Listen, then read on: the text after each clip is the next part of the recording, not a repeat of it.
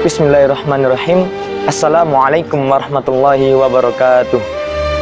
Alhamdulillahirabbil alamin alladzi hadana li hada wa ma kunna linahtadiya laula an hadanallah. Asyhadu an la ilaha illallah wa asyhadu anna Muhammadan abduhu wa rasuluhu wa la nabiyya ba'da wa la rasula ba'da.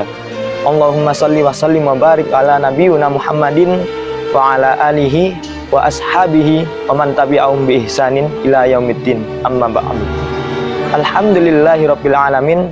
Sahabat rahimakumullah, di mana kita senantiasa mengucapkan lantunan tersebut untuk apa? Untuk kita mengingat bahwa rasa syukur ini tetaplah harusnya kita ucapkan kepada Allah Subhanahu wa taala. Rasa puji syukur selalu senantiasa kita panjatkan kepada Allah Subhanahu wa taala, karena dengan nikmat yang telah diberikan oleh Allah Subhanahu wa taala memberikan kita sebuah kesempatan untuk senantiasa meningkatkan kepada Allah Subhanahu wa taala dengan rasa takwa kita ini. Kemudian jamaah rahimakumullah, di sebuah hadis yang sering kita dengar, yang sering kita baca juga, khairukum man ta'allamal Qur'an wa 'allamahu. Sebaik-baik dari kalian adalah yang belajar Al-Qur'an dan yang mengamalkannya. Oleh sebab itu, kita mengerti bahwasannya Al-Qur'an adalah hal yang sangat penting buat kita semuanya. Sebagai orang tua, sebagai guru, sebagai asatidz dan asatidzah, hendaknya kita semuanya memberikan sebuah pendidikan kepada anak-anak kita yang ada di rumah, yang ada di pesantren, yang ada di sekolahan. Oleh sebab itu, sebagai kewajiban buat diri kita untuk menanamkan dan menancapkan sebuah ketakwaan kepada anak-anak kita, supaya apa? Supaya akhlak mereka pun tertata pula dengan Al-Quran. Seperti halnya Rasulullah, ketika para sahabat bertanya kepada Siti Aisyah. Siti Aisyah siapa? Siti Aisyah adalah istri Rasulullah. Wahai Siti Aisyah, bagaimana akhlak Rasulullah itu? Maka Siti Aisyah pun menjawab, akhlak Rasulullah adalah seperti Al-Quran yang berjalan. Bukan Rasulullah membawa mushaf Al-Quran di setiap perjalanannya, tetapi Rasulullah selalu membawa akhlaknya seperti apa yang ada di dalam makna Al-Quran itu sendiri. Ketika kita membuat seorang anak itu menjadi baik, maka ingatlah bahwasannya Rasulullah SAW bersabda, "May yuridillahu bi khairan yufaqqahu fiddin."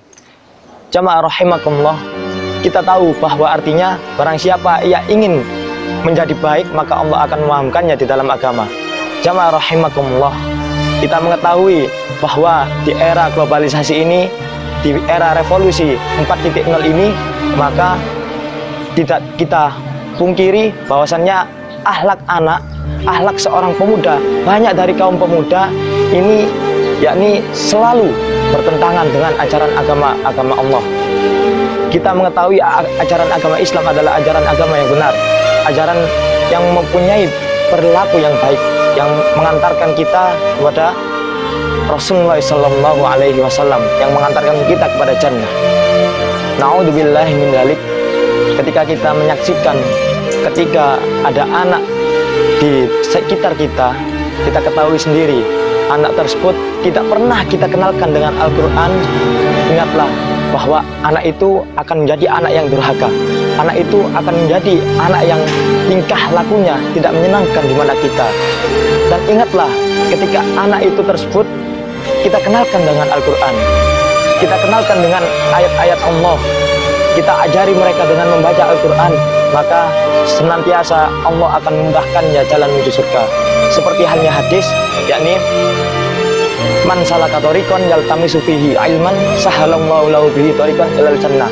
Barang siapa ia berjalan di suatu jalan untuk menuntut ilmu, maka niscaya Allah akan memudahkannya jalan menuju surga.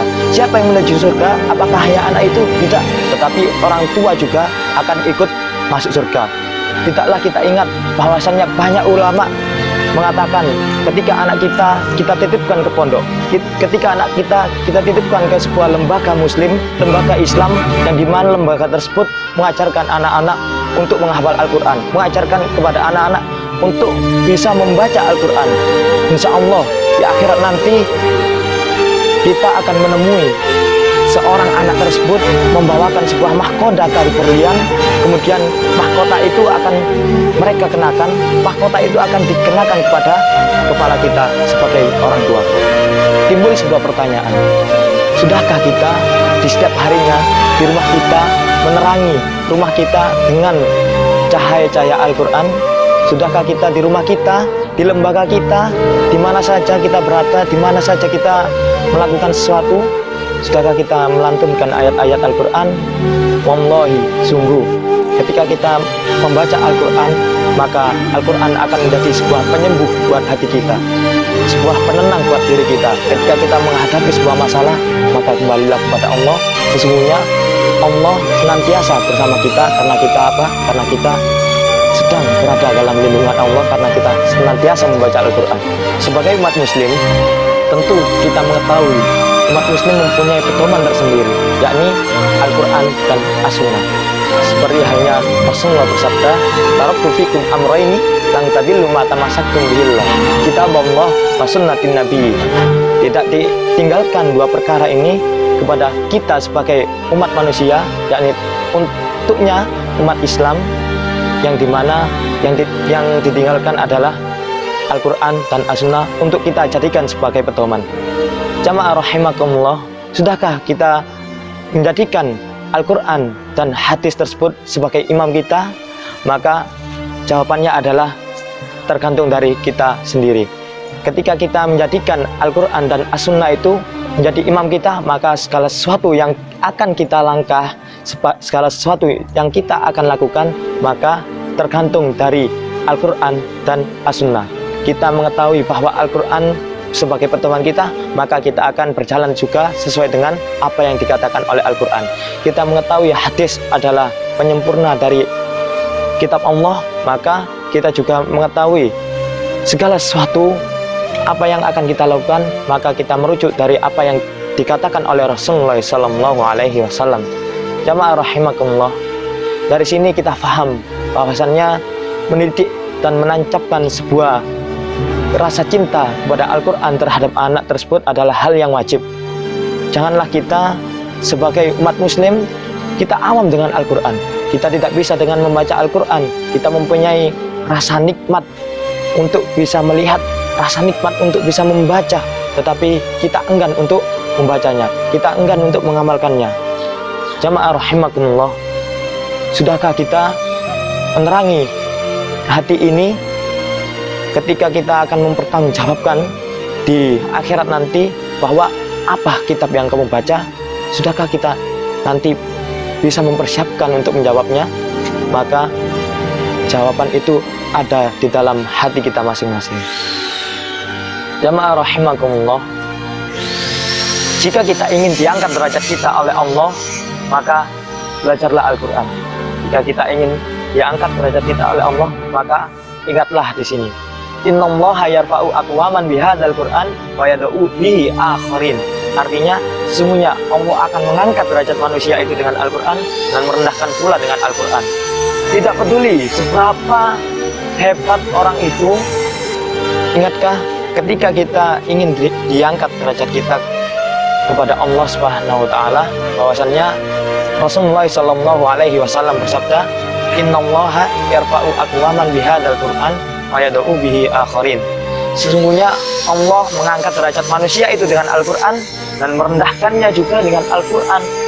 Tidak peduli juga seorang bapak dari si pembaca Al-Quran itu tadi adalah seorang penani, seorang bapak dari anak pembaca Al-Quran tadi, anak penghafal Al-Quran tadi adalah seorang tukang, seorang kuli bangunan. Akan tetapi ketika Allah sudah menjadikan seseorang itu diangkat derajatnya oleh Allah dengan Al-Quran, maka niscaya dari sisi aspek kehidupannya, sistem kehidupannya, senantiasa Allah yang mengatur. Allah yang mengatur segala sesuatu yang ada di muka bumi ini. Allah Maha Kuasa mengatur segala apa yang kita maukan, apa yang kita inginkan juga. Kemudian jamaah rahimakumullah, seperti itulah akhlak anak ketika diatur oleh Al-Quran, akhlak anak ketika dikenalkan dengan Al-Quran, maka insya Allah kita tidak mengetahui anak-anak ketika dia sudah menghafal Al-Quran, tetapi dia menjadi orang yang durhaka. Kita ketahui sendiri di seluruh manapun kita lihat bahwasannya ketika sudah anak didekatkan dengan Al-Quran, anak sudah difahamkan oleh Al-Quran, maka senantiasa insya Allah segala sesuatu yang akan dilakukan yaitu seperti akhlak Al-Quran. Jamaah rahimakumullah, itulah siraman rohani, siraman suci dari diri kita sendiri, dari kami yang insya Allah akan memotivasi dan menginspirasi agar supaya kita semuanya dapat memahamkan kepada diri kita sendiri pribadi dan memahamkan kepada anak kita bahwa pentingnya mengajarkan dan menancapkan Al-Quran kepada diri anak masing-masing, kepada saudara-saudara kita, itu adalah wajib bagi kita supaya akhlak anak tertata, akhlak anak menjadi akhlak yang terpuji seperti halnya Rasulullah Shallallahu Alaihi Wasallam. Memang kita tidak akan bisa meniru bagaimana kelakuan Rasulullah, bagaimana tingkah laku Rasulullah yang sangat indah, yang sangat dermawan dan sangat soleh sekali. Tetapi setidaknya dari kita sendiri ini dan setidaknya dari apa yang kita ajarkan juga mendekati dari apa yang telah dilakukan Rasulullah Shallallahu Alaihi Wasallam.